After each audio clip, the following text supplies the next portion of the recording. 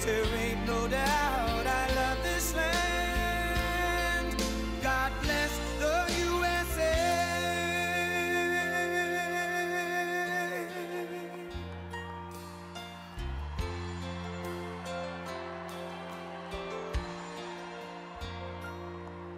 From the lakes of Minnesota to the hills of Tennessee, across the plains of Texas, from sea to shining sea, from Detroit down to Houston and New York to LA, where there's pride in every American heart, and it's time we stand and say that I'm proud to be an American, where at least I know I'm free, and I won't forget the men who died, who gave that right to me, and I gladly stand up next to you and defend her still today, 'cause there ain't no doubt I love this land. God bless the USA.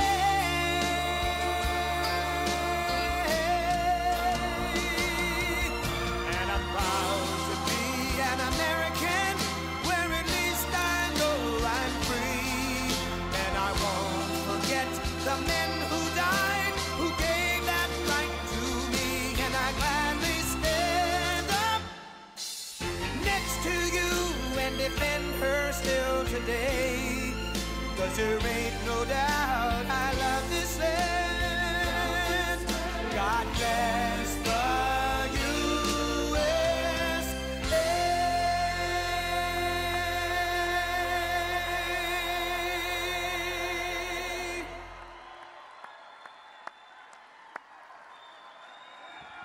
Thank you, Lee.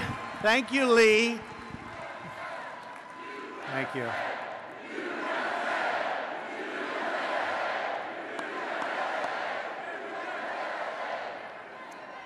And thank you also to Commander Harmon. We're grateful for your service, for your leadership, and this incredible organization. That's what it is. It's incredible. I'm honored to be here today in Kansas City, Missouri, to pay tribute to the men and women who make freedom possible. Kansas City, and what a special place, what a special group of people. The veterans of foreign wars, you people should be very proud of yourselves. I want to personally thank each and every one of you who has served our country in uniform, defended our nation in battle, and protected our great American flag. Thank you.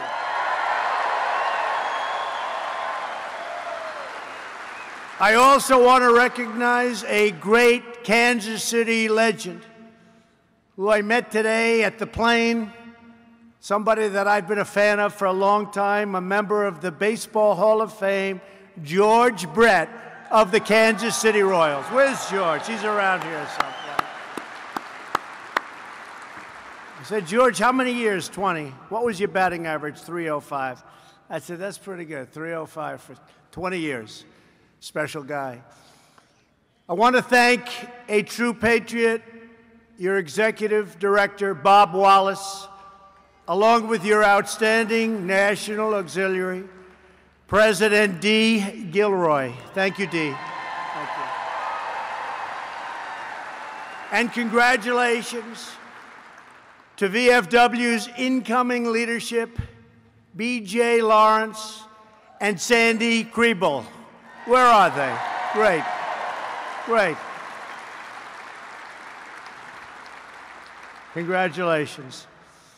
We're also joined by our brand new VA Secretary, Robert Wilkie. He's going to be fantastic, who was just confirmed by the Senate last night with an overwhelming vote. The only ones actually that voted against him were all of the people, super lefts, that are running against me in 2.5 years.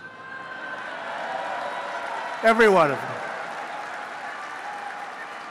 If you want to know who's running, just take a look at Wilkie's score, because every single one of them There'll be probably quite a few more, but in the Senate, that was it. But what a great vote, and he's going to do a fantastic job. There's been nothing more important to me. Thank you. Thank you, Bob. I also want to thank our acting VA Secretary, Peter O'Rourke, for doing such a fantastic job in the meantime, holding down the fort until Wilkie got approved. And Peter is going to be joining the whole team, and they are doing numbers, and they are doing a job with choice and with all of the other things that we've gotten approved. They're doing some job for our vets. It was a very important commitment that I made to you during the campaign, and we're fulfilling that commitment. Several terrific members of Congress are here today as well, great friends of mine. They've helped me so much. We're joined by Kevin Yoder from Kansas. Incredible guy. Kevin Yoder. What an incredible guy. And members of Missouri's congressional delegation, Vicky Hartzler, Billy Long, Jason Smith, along with your state's Attorney General. Hopefully, we need him so badly, hopefully your new senator to be Josh Hawley. We need Josh badly. Josh, thank you. In fact, Josh, do me a favor, come up here just for a second. Just shake my hand. This guy is a special man. Come here, Josh. Come here.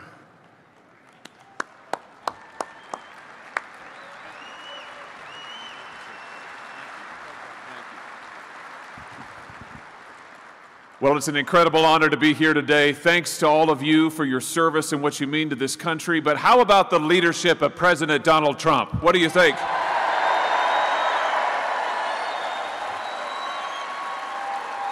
You know, when I think about President Trump, there's one word that comes to mind. That word is courage. Do you agree?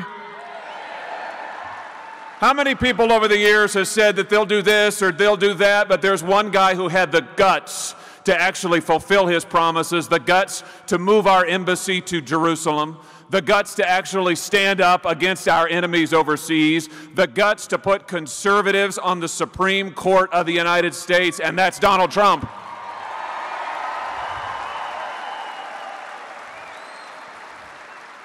You know, the president always says we're at a turning point moment as a country. It's a critical time for our country, and he's providing the leadership that this country needs as we lead the world into this new century. And now I tell you what, I think he needs reinforcements in Washington, D.C. Do you agree with that? So let's do this. Let's show our appreciation again for President Trump and the leadership that he is giving to this country, and let's redouble our efforts and recommit ourselves to standing together, working hard, and making America great again.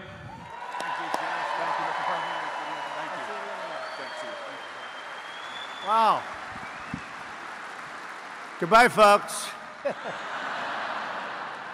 That was great. What a great young man. Before going any further, I want to take this moment to send our prayers to the victims of the tragic boat accident that took place in your great state last week. And I have to tell you, the whole world was watching that. We lost 17 beautiful souls, including 9 members of one family, and babies for whom life was just beginning. Their lives were cut short, but they and their loved ones will never, ever be forgotten. A tragedy. We will hold their memory close to our hearts.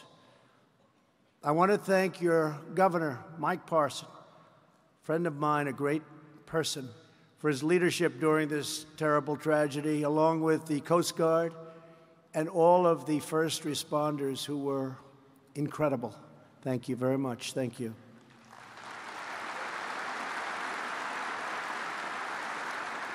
Next year will mark the 120th anniversary of the Veterans of Foreign Wars, the oldest major veterans organization in our country. That's pretty good, right? For more than a century, the VFW has represented American heroes who promoted American values, and they did so with honor. You are the universal symbol of the patriotic pride that beats loudly in every single American heart. We don't apologize for America anymore. We stand up for America. We stand up for the patriots who defend America.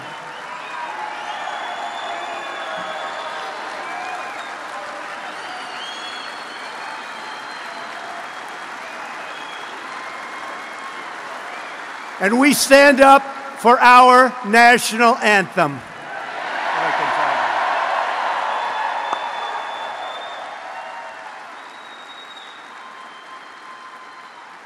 We're putting America first again, and we are seeing the incredible results.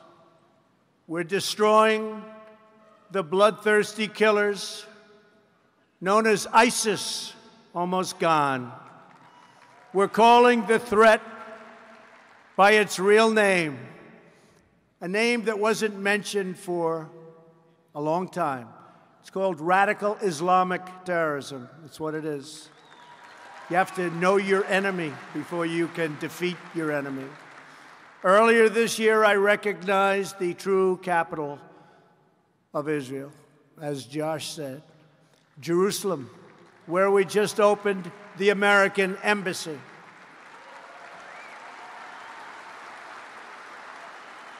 They thought it would never be named, and after it was named, they thought it would never get built. And I built it within 4 months. How about that one? You know that story. 4 months. They came to my office. They had a document to be signed, $1 billion for the embassy. I said, $1 billion? They didn't have a site. They didn't know anything.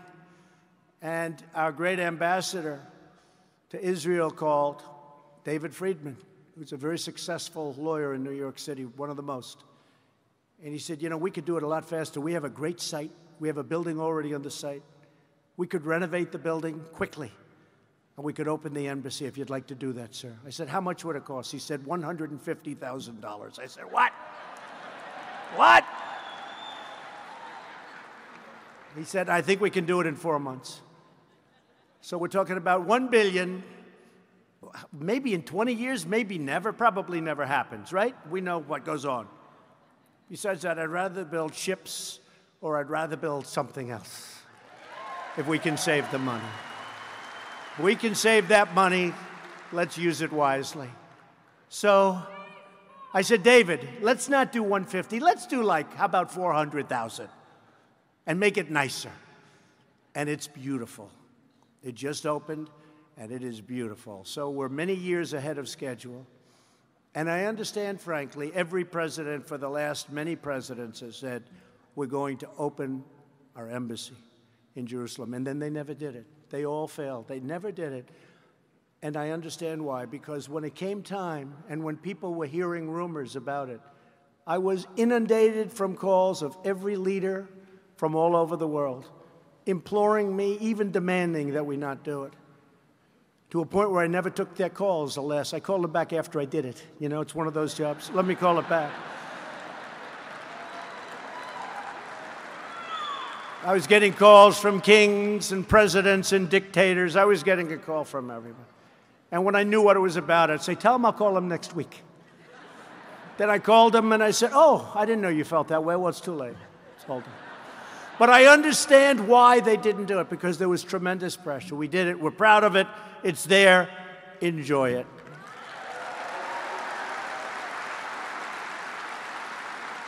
And by the way, the biggest fan may very well be the evangelicals. They wanted that built. They wanted that there. So we're very proud of it. We've removed unnecessary restraints on our warfighters in Afghanistan. Those who risk their life and limb for our country, they deserve rules of engagement that give them the best opportunity to finally defeat the enemy.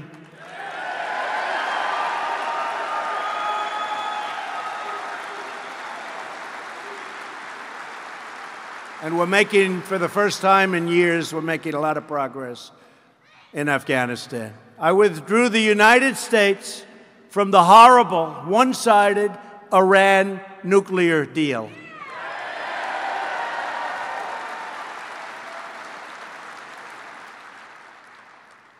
And Iran is not the same country anymore. That I can say. And we'll see what happens. But we're ready to make a real deal, not the deal that was done by the previous administration, which was a disaster. We're also pursuing the denuclearization of North Korea and a new future of prosperity, security, and peace on the Korean Peninsula and all of Asia. New images just today show that North Korea has begun the process of dismantling a key missile site, and we appreciate that. We had a fantastic meeting with Chairman Kim, and it seems to be going very well. I know we're joined today by many incredible veterans of the Korean War. Thank you for your courageous service. As you may know, we're also working to bring back the remains of your brothers in arms who gave their lives in Korea. And I hope that very soon these fallen warriors will begin coming home to lay at rest in American soil. That's starting the process.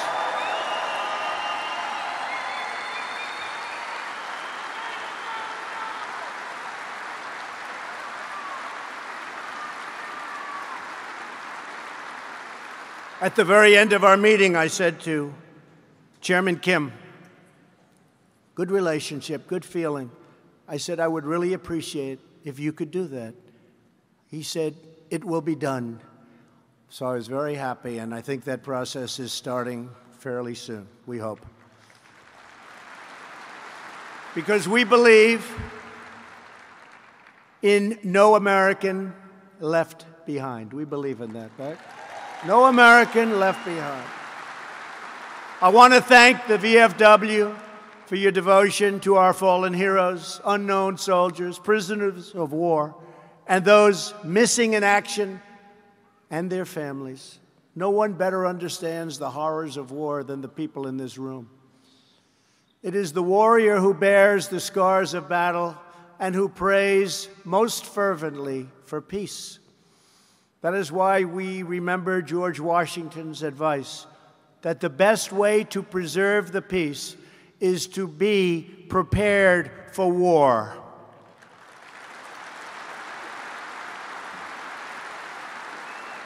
And that is exactly what we do all the time. My thinking is always on military and military strength. That is why I'm proud to report that we are now undertaking the greatest rebuilding of our United States military in its history. We have secured $700 billion for defense this year and $716 billion next year, approved.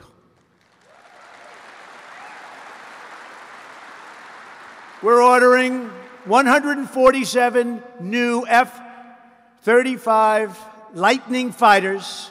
This is an incredible plane. It's stealth. You can't see it.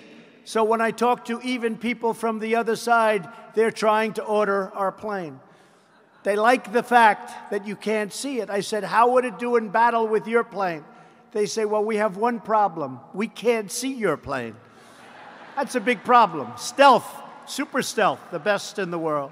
We make the best military equipment in the world. Also, remember this, jobs.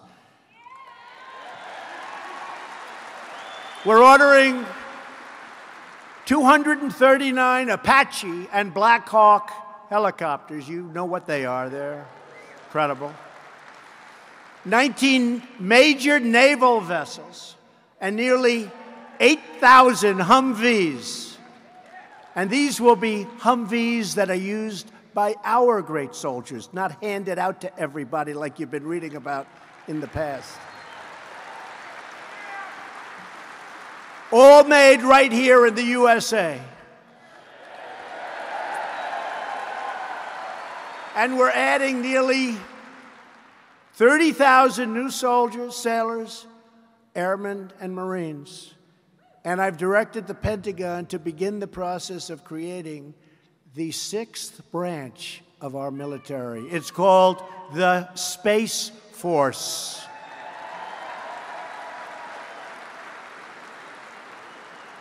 We are living in a different world, and we have to be able to adapt. And that's what it is. A lot of very important things are going to be taking place in space. And I just don't mean going up to the moon and going up to Mars, where we'll be going very soon. We'll be going to Mars very soon. But from a military standpoint, space is becoming every day more and more important. I'm also thrilled to say that we have secured for our military service members and their families the largest, you don't really want it.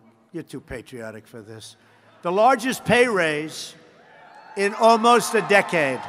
Largest pay raise. You don't want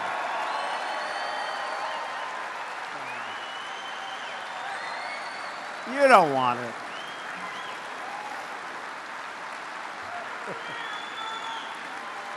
Nah. Anybody willing to give it up for the sake of your country? Okay, keep it. You deserve it. You really do. It's been a long time since you've gotten a raise. You deserve it. My administration is committed to ensuring that our warfighters have the tools, the resources, the firepower that they need to defeat our enemies with overwhelming force. Hopefully, we will never have to use the kind of power that I'm building and helping to build for you. Hopefully, people will look at us and they'll say, let's pass. Let's pass. America is a peace-loving nation. We do not seek conflict, but if conflict is forced upon us, we will defend ourselves, and if we must, we will fight, and we will do nothing but win.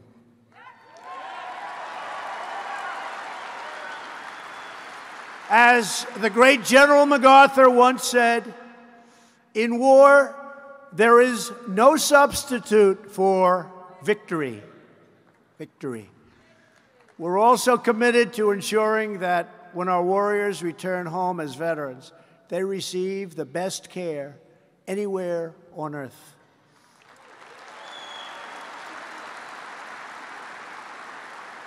Since taking office and working alongside of the VFW, and by the way, your representatives have done an incredible job on helping us with the VA. Complicated subject, so many different things. They helped us so much because we put in legislation. I said, let's make sure it's legislation that's good and that works, not legislation that's obsolete before we even get it. If we're going to fight like hell to get everybody to approve it, let's get approved what's good. And we've enacted some of the largest VA reforms in the history of the VA. Probably the largest. Last year, I signed into law the landmark VA Accountability Act, which nobody thought we could get approved. Nobody. We're good at getting things approved. Nobody thought. Now, when a bad person, maybe a federal employee in this case, but somebody bad mistreats or neglects or abuses our great veterans in their time of need, we can turn to them, look at them in the eye and say, you're fired, get out, get out.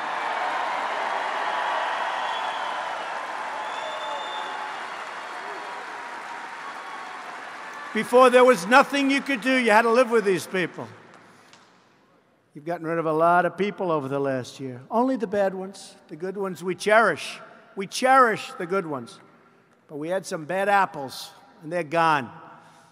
As promised, we established the White House VA hotline, and every VA medical center now offers same-day emergency mental health care, something very important.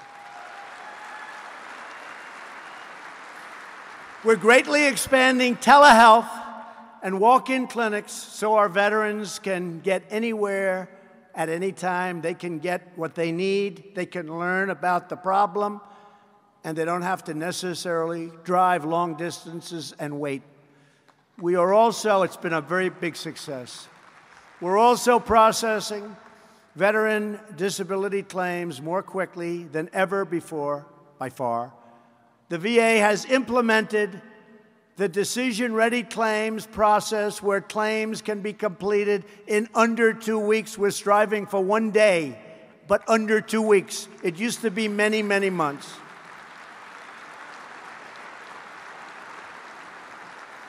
Last year, I signed legislation. It's amazing. I just said last year. It's been a long time already, isn't it? Huh? That was some campaign, wasn't it?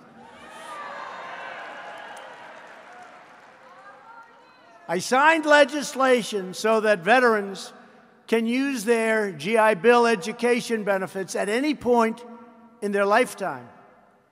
It's a big difference. They never expire, so vets can get the education they need when it is right for them. And with the VFW's tremendous help, we passed Veterans' Choice, the biggest thing ever. The biggest thing. That's got to be the biggest improvement you can have. So now, if you can't get treatment that you need in a timely manner, people used to wait 2 weeks, 3 weeks, 8 weeks. They couldn't get to a doctor. You will have the right to see a private doctor immediately, and we will pay for it. And you know what? It's very, very cost effective. And thousands and thousands of lives are going to be saved, and your quality of life is going to be so much better. So you don't have to wait online for 2.5 weeks to see a doctor, like in the past. Veterans' Choice has been passed.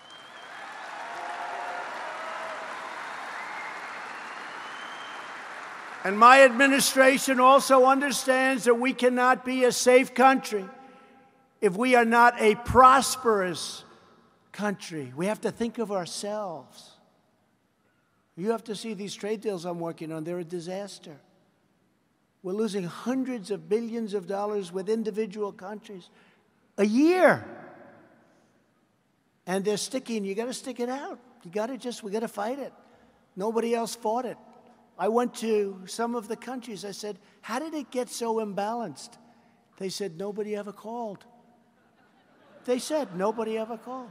They do whatever they wanted, and we just put up with it. Not any longer, folks. Not any longer. Making tremendous progress. They're all coming. They don't want to have those tariffs put on them. They're all coming to see us. And the farmers will be the biggest beneficiary. Watch. We're opening up markets. You watch what's going to happen. Just be a little patient. They're all aiming at anybody that likes me.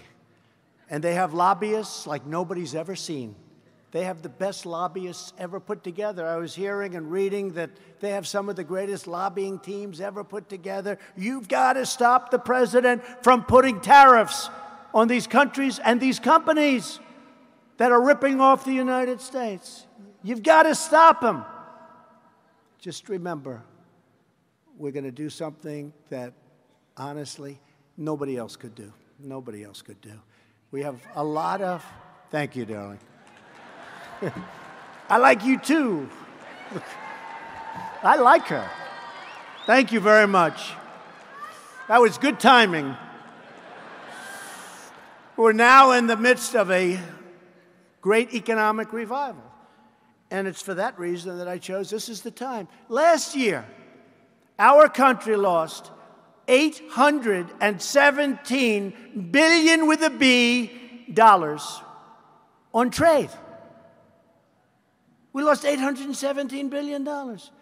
And people say, oh, could you do it this week? Could you get it done immediately? These countries have been ripping us off for decades. It doesn't take a week. It takes a little longer. But we're going to get it done. But just remember, we can't lose $817 billion. We rebuilt China. What the European Union is doing to us is incredible. How bad? They made $151 billion last year, our trade deficit with the European Union. They sound nice, but they're rough. They're all coming in to see me tomorrow. They're all coming to the White House. I said, you have to change. They didn't want to change. I said, okay, good. We're going to tariff your cars. They send millions of cars. Mercedes, all of them. BMW, so many cars. I said, we're going to have to tariff your cars. They said, when can we show up? When can we be there? Would tomorrow be okay? No, folks, stick with us. Stick with us.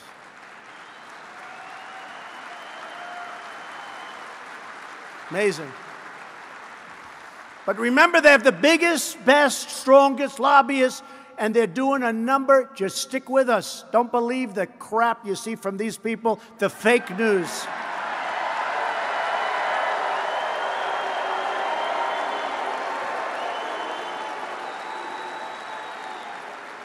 I mean, I saw a piece on NBC today. NBC, not just CNN. CNN's the worst, but I saw a piece on NBC. It was heart-throbbing. They were interviewing people. They probably go through 20, and then they pick the one that sounds like the worst.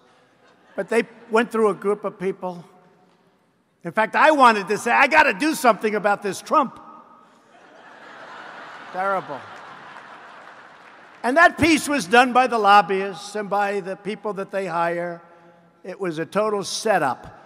This country is doing better than it's ever done before economically. This is the time to take off the ripoff of tariff. We have to do it. You know, other countries have tariffs on us. So when I say, well, I'm going to put tariffs on them, they all start screaming, he's using tariffs. China charges us, when we make a car, 25% tariff. We charge them 2.5%. Other than that, it's a fair deal. Okay? Similar things with other countries, like the European Union. They're a big abuser. But it's all working out. And just remember, what you're seeing and what you're reading is not what's happening. And I'll tell you, I have so many people that are so in favor, because we have to make our country truly great again. Remember? Make America Great Again, and then in 2.5 years, it's called Keep America Great. So the way we keep America great is to make at least reasonable.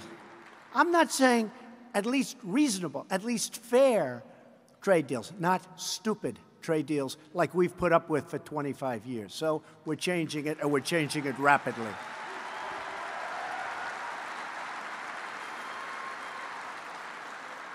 Over the last little more than a year and a half, we've created 3.7 million jobs since election.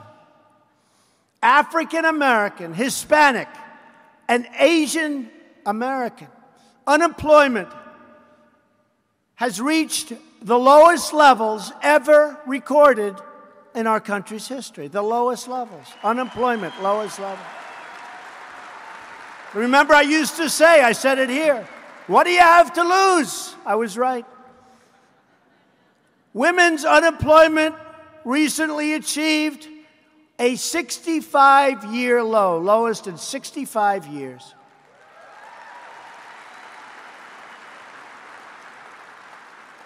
You'll like this one. Veterans' unemployment has fallen to the lowest level in almost 18 years. We're working to make it better. I'm sorry. You know, 18 years isn't so good when you hear history and 65 years. 18 years, and I'll guarantee within a month or 2 months that 18 will be even a much higher number. Take great care of our vets. Consumer, business, and manufacturing confidence has reached its all-time highs. Confidence is all-time high.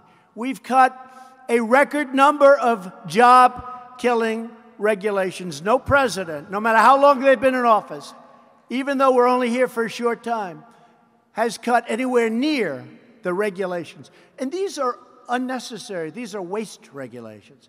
It would take 20 years to get approval to build a highway. We're trying to bring it down to 1 year.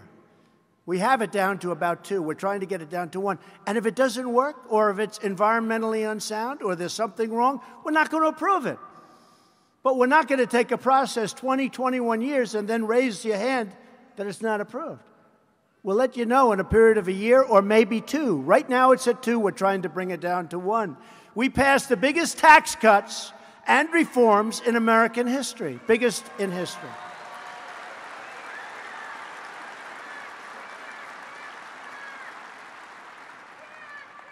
And unfortunately, we had tremendous opposition for lowering your taxes from Claire McCaskill.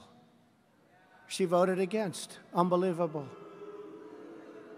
And she wants to now end it so that you pay more. Did you figure this one out? I don't know. Is that good? You figure that one out.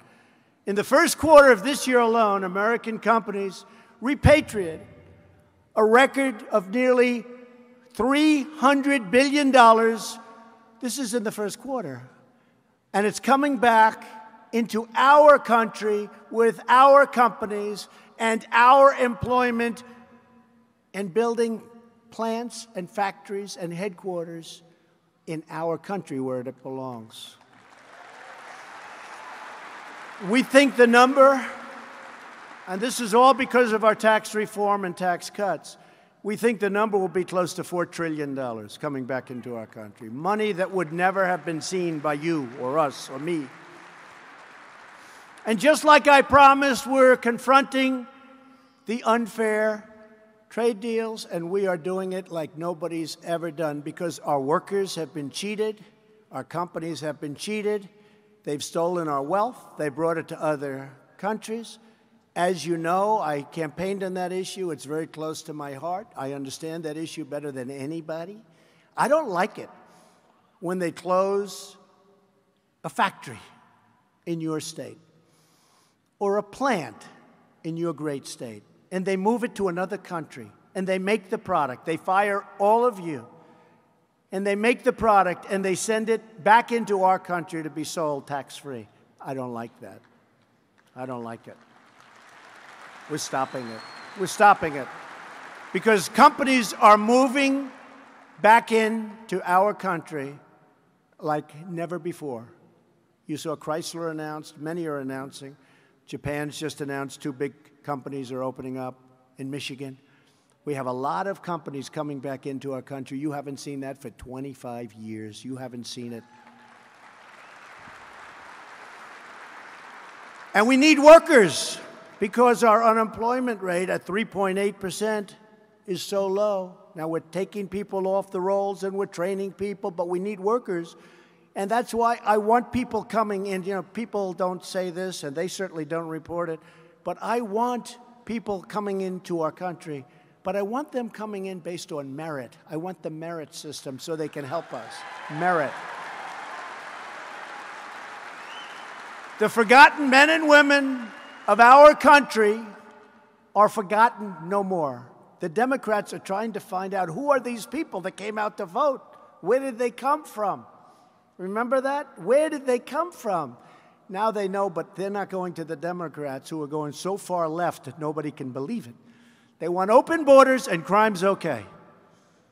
We want strong borders and we want no crime. Other than that, we're very similar. Other than that, we're very similar. We also know that to be a strong nation, we have to have these strong borders. We cannot send our military to confront threats abroad, only to allow those same threats to cross our borders and to threaten us right here at home. We help other countries protect their borders, and we don't protect our own borders. How about that? We're fighting every day to secure our borders, and we're doing a great job. But we're not given the tools. We have the worst laws in any country ever in history. We have catch and release. You catch them. And now we say, give me your name. Oh, good. Come back in a couple of years. We'll take you to court. You're released. This is the policy of fools. Catch and release. You catch even a criminal. You catch a bad person, you release the person as soon as you catch them. We have to end it. Despite that, we're doing a great job. And ICE. Oh, ICE. Thank goodness for ICE. Because we have some of the worst drug dealers, terrorists, criminals, and MS-13 gang members. And we're either throwing them the hell in jail or throwing them out of our country, and ICE goes up there and they walk in like it's another day in the office. Thank goodness for ICE.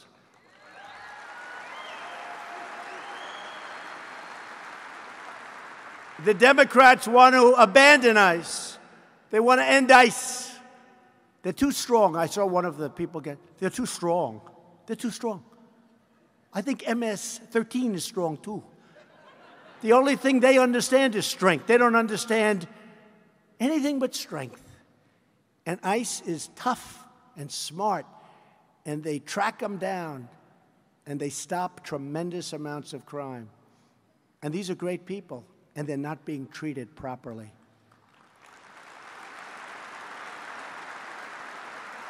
And the fact is, instead of supporting our ICE officers, many of these Democrat politicians who are really disciples of a very low IQ person, Maxine Waters, and perhaps even worse, Nancy Pelosi, they've launched vicious smears on the brave men and women who defend our communities. ICE officers work in dangerous conditions to protect our communities. And more than a third of ICE officers happen to be veterans themselves. About a third. But Democratic politicians want to abolish ICE. They want to see open borders.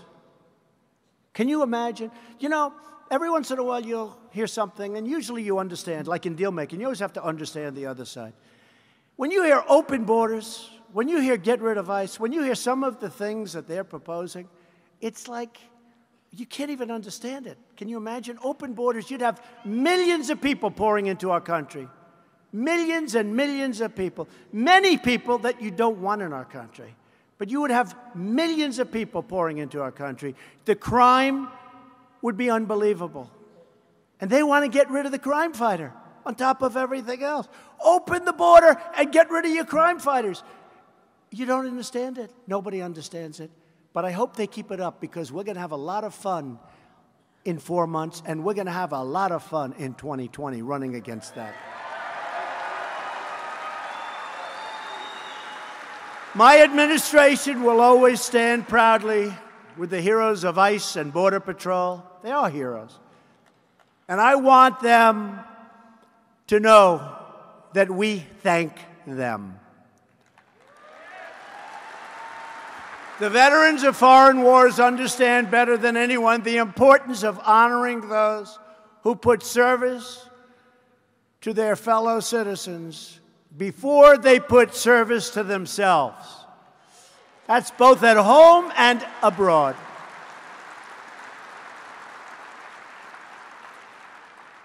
Here with us today is an extraordinary man who embodies the highest ideals of loyalty, patriotism, and service. He is a World War II veteran from the great state of Pennsylvania. That's another one we won.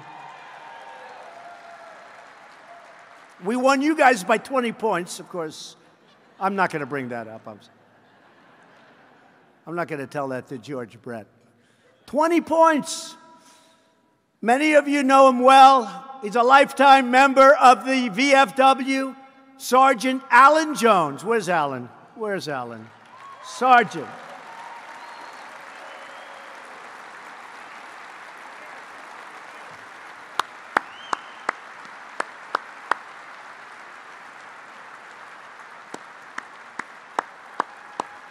Should we bring him up?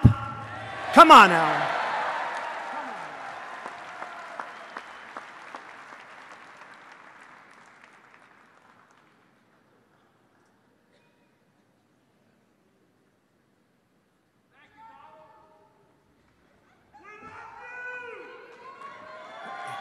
He's only 94, and the Secret Service made him walk about 100 yards out of his way, but that's okay. That's okay.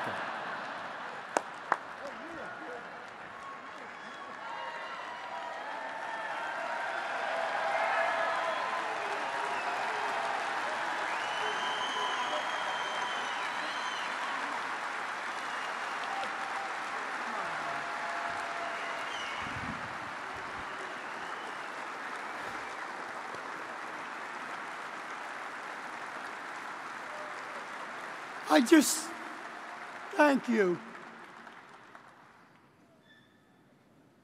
This is one of the highlights of this 94-year-old man. I just want to tell you a few things, may I, yes. Mr. President? I've got time. I had 4 brothers serve in World War II. My oldest brother was lost off the coast of Italy. Many times I just wished that he could come back to the land of free and the home of brave again.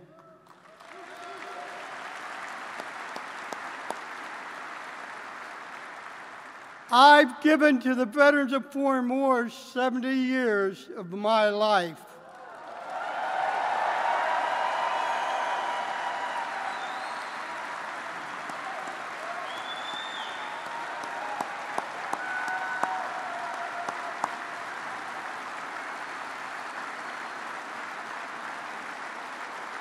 Thank you.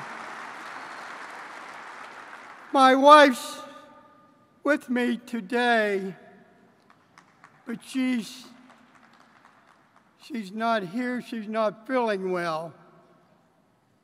And my children are watching me today, hopefully, to know that their dad got to stand beside the President of the United States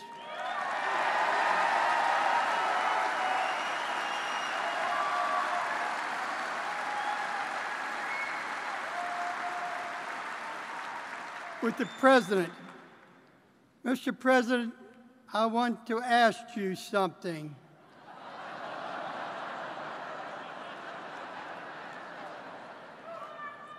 I've been told that I could never enter the Oval Office in Washington, D.C. I'm going to be 95 years of age, April 11th of next year. Hopefully, that you will allow me to bring my family into the Oval Office to meet you. Anytime you like.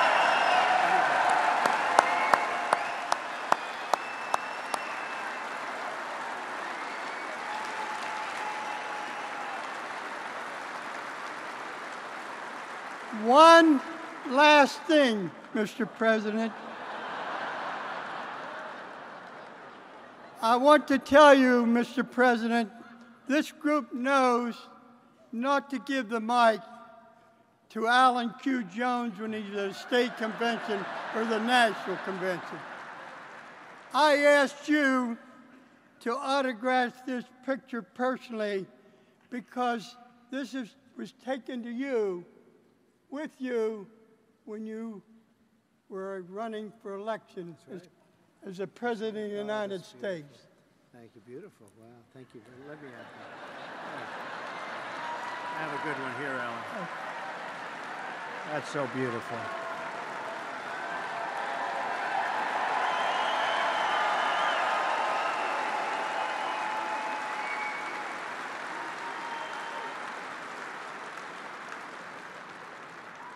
I'm going to say up there. Okay, here, I'm going to do this. You got it. Thank you, Alan. Thank you, man.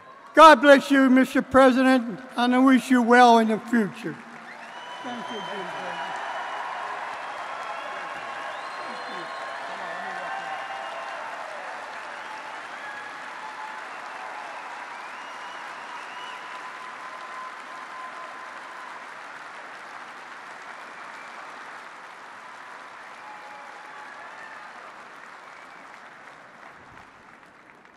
I started to get a little bit concerned when he was finishing.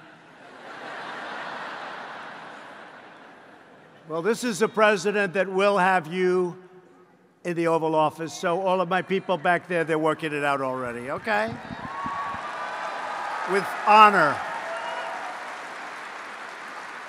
And we pay tribute not only to Alan, but to all of the heroes of the greatest generation.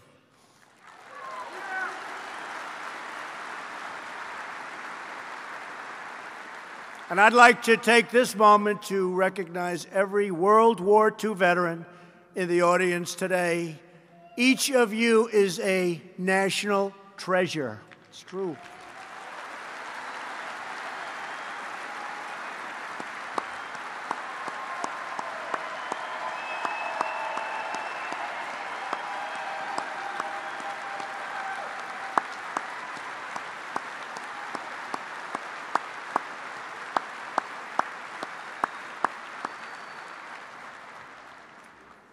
We will never forget what you did for us, ever.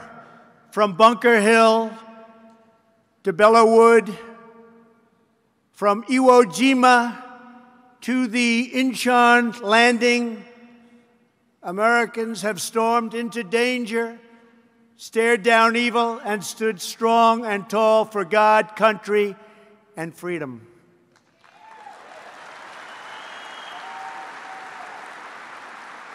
Anytime we see an American in uniform, from the Army, Navy, Marines, Air Force, or Coast Guard, our hearts swell with pride. And anywhere those uniforms appear, our enemies tremble with fear because they know there is no greater force for peace and justice than the United States military.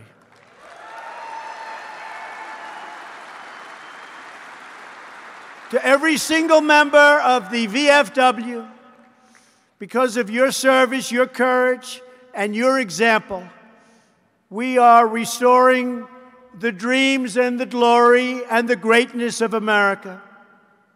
We will never give in. We will never give up. And we will never stop fighting for our country, our flag, and our freedom.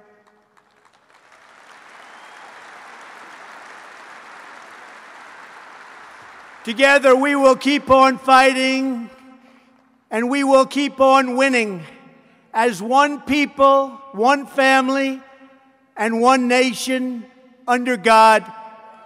Thank you. God bless you. God bless our veterans, and God bless the United States of America. Thank you very much.